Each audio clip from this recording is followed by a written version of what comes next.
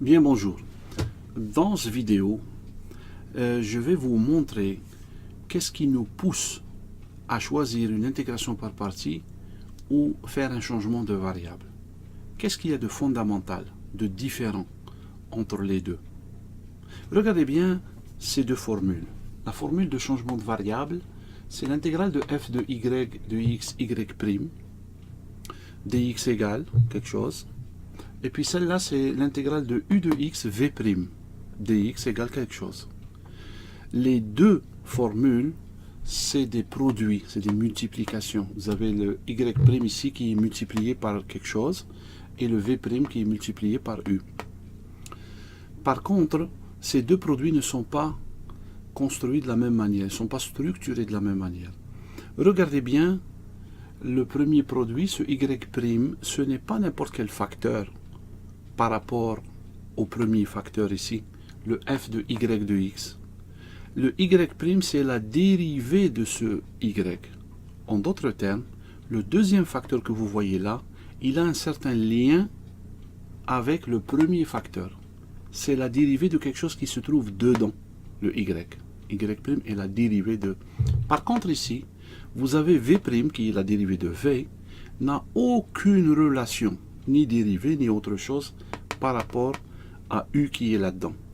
Il n'est pas inclus dedans, écrit dedans, ou aucun lien a priori entre les deux. Par contre ici, il y a un lien très direct. Cette fonction est la dérivée de quelque chose qui se trouve dans le f. Regardez sur ces deux exemples ici en bas.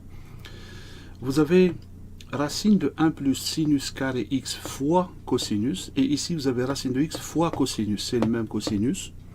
Par contre, dans la deuxième ligne ici, vous avez racine de x et cosinus x, il n'y a aucun lien entre le cos x et racine de x, ou quelque chose dans la racine de x.